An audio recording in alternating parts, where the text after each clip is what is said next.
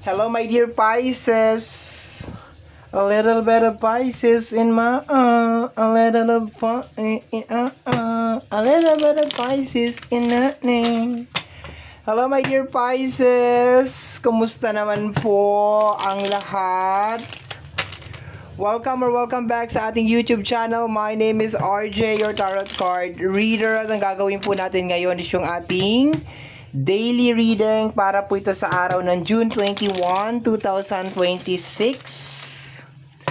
Titingnan natin, my dear, kung anong mga eksena, kaganapan at kung ano-ano pa na maaari mo makasalubong sa araw na ito. Pero bago tayo mag-proceed sa ating reading, of course, magkapasalamat po muna ako. Maraming salamat po sa ating mga abangers. Sa mga walang sawang naghihintay at nag-aabang ng kanilang mga readings, thank you very much. And maraming salamat din po sa ating mga bagong subscribers. Hello my dear, welcome po sa ating channel. I hope na mag-enjoy ka dito sa ating channel. And mahanap mo sana dito kung ano man yung iyong hinahanap sa iyong buhay. Wag lang pera, ha. Wag kang maghanap ng pera dito. Wala namimigay ng pera dito, no? Okay, sa mga interested po sa ating private reading, nasa description box down below yung mga details and information na kinakailangan mo para po makontak ang inyong lingkod. Okay, let's go na tayo, Pisces. Oo nga naman, di ba? Kung may kinalaman lang sa spiritual guidance, go na tayo dyan.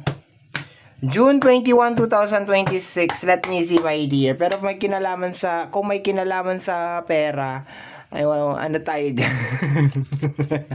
Tagilid tayo dyan. Okay, tingnan natin, my dear. Let's go na tayo. June 21, 2026, Pisces. Let me see what is going on. Ano to? The Five of Pentacles. Uy, wala kang pera? O meron kang pera? Okay, tingnan natin. Clarify nga natin. Clarify na natin siya. Let's clarify this card. Para-clarify po ang Five of Pentacles si Pisces. Okay. Very good. Okay. Definitely meron ka sigurong problem na may kinalaman sa usapin ng financial. Pero maganda yung pagkakalabas ni Knight of Wands. Kasi sinasabi dito, my dear, na ngayong araw na to is you will try to resolve yung... Actually, ang nakukuha ko hindi lang sa pera. Although this is a Five of Pentacles, if meron din mga certain issues sa usapin ng love, connection, you will find way kung paano mariresolve to, my dear, ngayong araw na to. Pero itong dalawang card na to is malakas to, my dear, sa area ng money and career. Yes, money and career. Malakas to. So, yeah.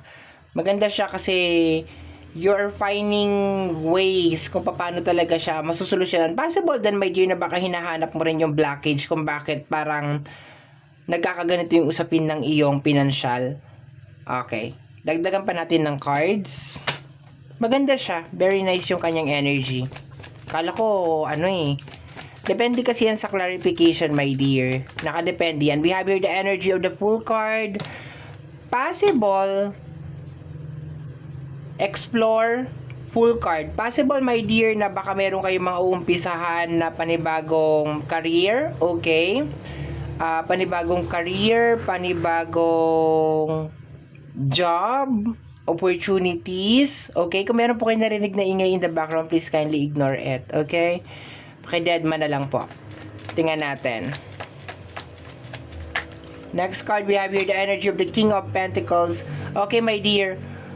Maganda yung energy ngayong araw na to kasi very promising actually yung energy niya. Sinasabi na kung meron ka pinagdadaanan na may kinalaman sa usapin ng pinansyal, it's either makakahanap ka ng solusyon na may kinalaman na makaka-resolve dyan, or may opportunity na kakatok. Definitely may opportunity na kakatok ngayon is either ikaw mismo yung makaka-resolve or makakahanap ng paraan, or the universe will find a way, my dear, sa energy ng Full card para masolusyonan mo ito. Stable na energy, King of Pentacles. Ang pumapasok talaga, my dear, is may kinalaman sa job or may kinalaman sa work. Para sa mga walang trabaho out there, possible that you will be receiving a good news ngayong araw na ito na magbibigay sa iyo ng opportunity para magkaroon ka ng pera or magkatrabaho ka. Kung ikaw naman, my dear, ay may work, okay, meron ka ng trabaho, I can feel, my dear, na this is more on panibagong pamamaraan kung paano mo i-manage yung usapin ng pinansyal, paano mo, sabi ko nga kanina, hinahanap mo rin sa araw na ito yung possible na problem, my dear, kung bakit parang paulit-ulit na lang yung nangyari sa usapin ng pinansyal. And possible, my dear, for some of you is like magkakaroon ng panibagong pamamaraan kung paano ka mag-handle ng iyong pera. Okay, baka nitong mga nakaraang araw, mga nakaraang buwan, masyado ka lang talagang labas ng pera, my dear. This time kasi, my dear, parang medyo may mga changes na mangyayari, my dear, lalo na sa usapin ng financial. And nagugustuhan ko yung changes na yun, my dear, kasi sinasabi na parang ito na talaga yung magpapabago talaga ng flow ng iyong money. Okay, sa mga nagtatanong, paano naman daw sa relationship? Okay,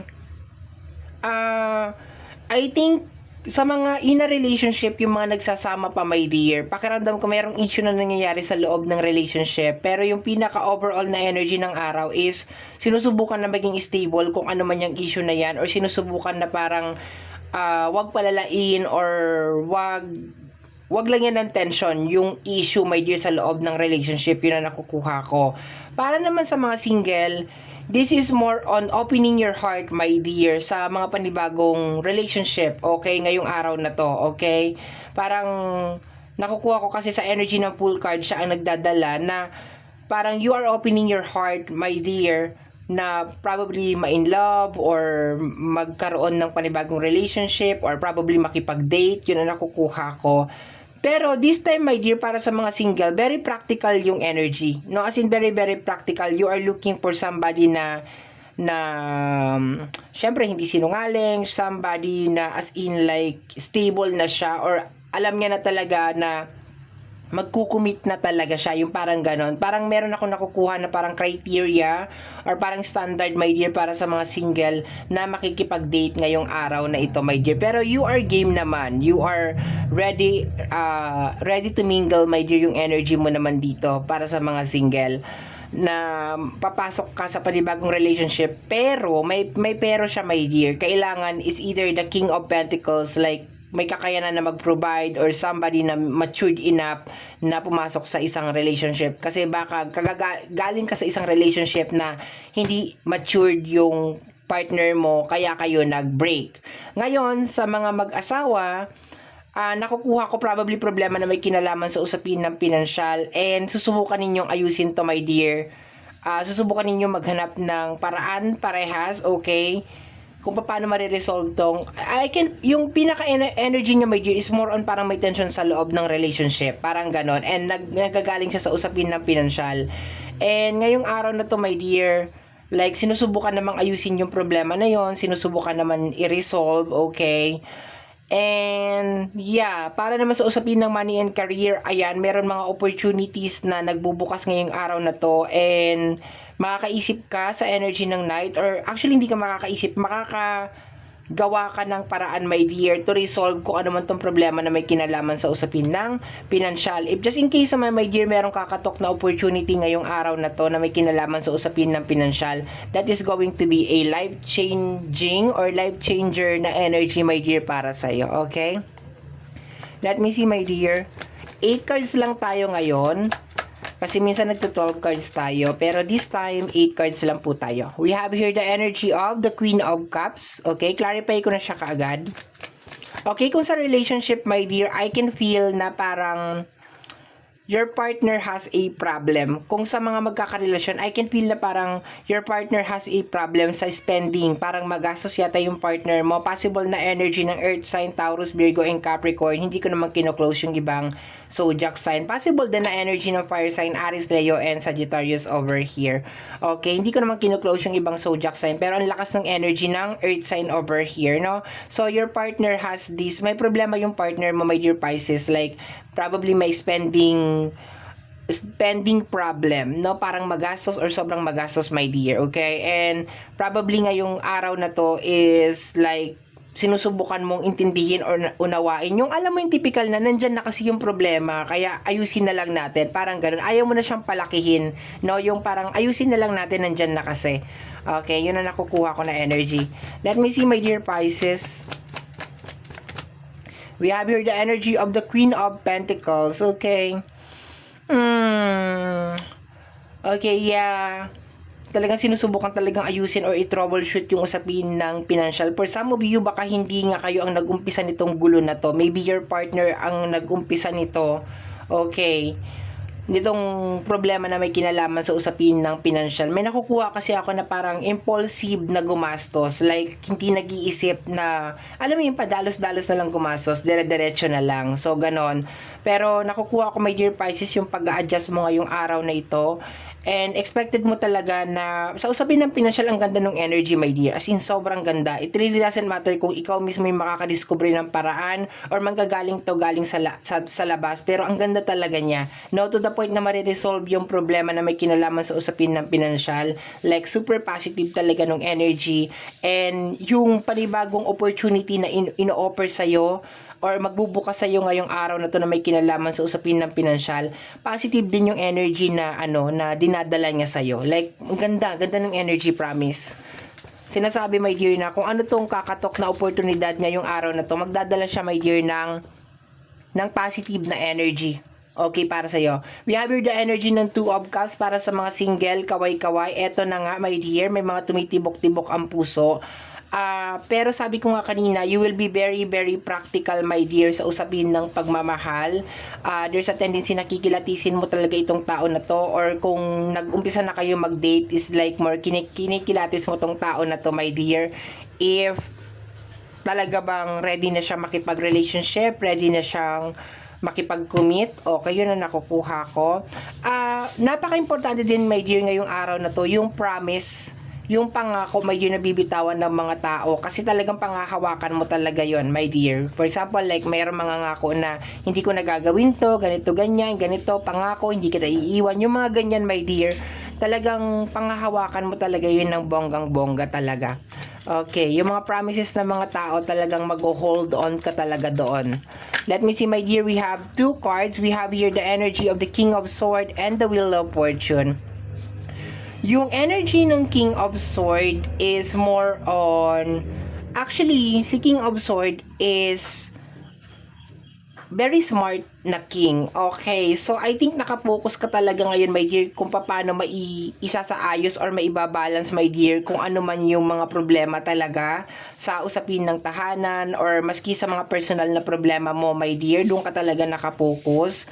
Wala ka namang ayaw mo namang gumawa ng kahit anong eksena ngayong araw na to, my dear. It's just more on kahit na siguro, my dear, na kahit na siguro may problema talagang nangyayari, okay? Kahit na siguro may problema na nangyayari, susubukan mo talaga maging kalmado at talagang ayusin lang, kasi meron ka ditong energy ng Wheel of Fortune, which is trying to stabilize, my dear, yung apat na corner, my dear, ng buhay may asawa or buhay single. Yun na nakukuha ko dito.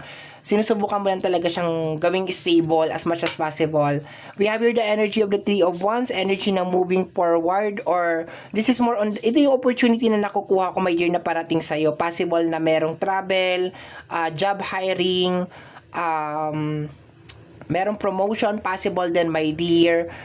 Good news na may kinalaman sa money. Okay, ang ganda talaga, my dear, nung usapin ng money, especially, my dear, kung nag-expect ka or nagmamanifest ka talaga, my dear, ng trabaho, no? Kung nag-expect ka ng work or nag-expect ka, my dear, ng panibagong pagkakakitaan or mga panibagong opportunity, this is the day, my dear, na possible, malakas talaga yung posibilidad, my dear, na mangyari na ito ngayong araw na ito. Okay? Like, makaisip ka ng panibagong pamamaraan. If you have a business, my dear, makaisip ka ng panibagong strategy or panibagong pamamaraan kung paano mo, my dear, maibabangon yung business mo. So, ganun yung atake mo, my dear, ngayong araw na ito. And para sa mga single, like, you will be starting dating, and sabi ko nga kanina na magiging very, very maingat ka talaga dito sa relationship na to.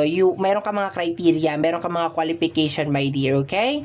So, my dear, yan po yung nasagap natin na message energy para sa araw na ito, June 21, 2026. I hope, my dear, na nakatulong po yung reading na ginawa natin, and hanggang dito na lang po. Until next time, bye-bye. Thank you, my dear. Salamat po.